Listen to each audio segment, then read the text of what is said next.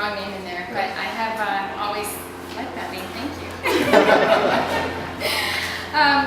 We've been in this space now for just over a year, and prior to that we were like a lot of other soap makers working out of my home.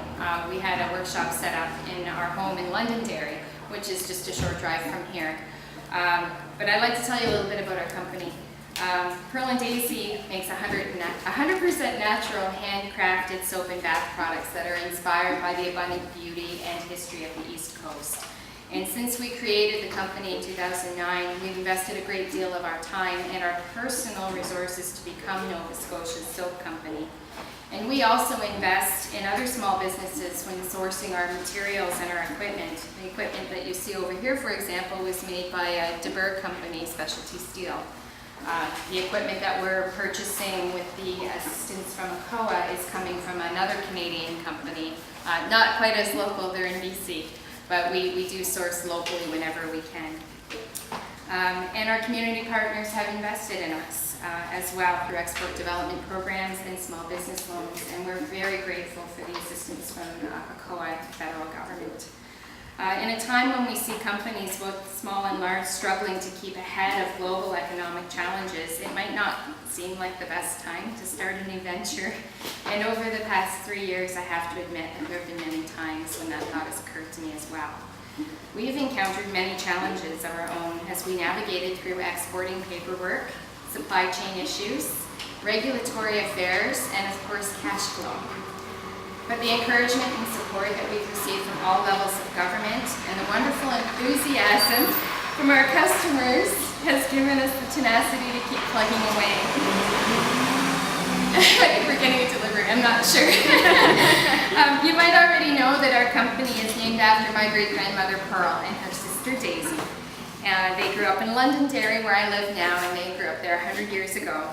And I love how their names reflect the ocean and the land, which are the beautiful places that inspire all of our collections, from Gift from the Sea to Mountain Mist. And do take some time to go around and check them out before you go.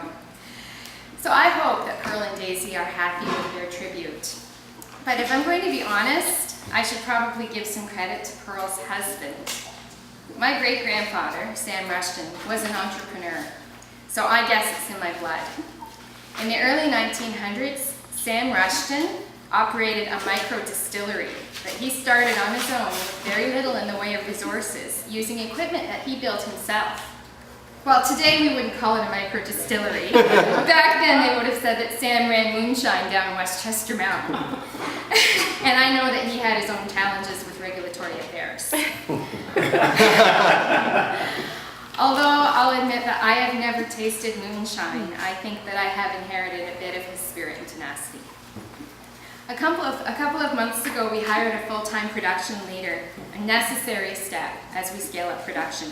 And over the past month, we've made more than 4,300 bars of soap. And you'll see some of that out on the drying racks, some of it's in the shelves here, and some of it's already gone out to our customers. We have a bit of a challenge keeping product on our shelves here.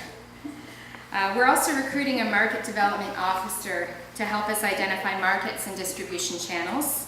And we have pretty ambitious goals for 2013 for our export sales.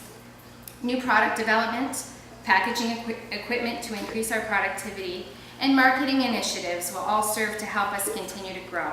And I can assure you that these things would not be possible without the investment from ACOA. Tomorrow I'll be leaving my home in the hills of Londonderry and getting on a plane to New York City, and we'll be presenting Pearl and Daisy products for the first time at the New York International Gift Fair to buyers from boutiques and department stores from across the USA. So I'd like to express my sincere gratitude to ACOA and my hope that our government leaders will continue to understand the value of these initiatives in building the prosperity in our communities.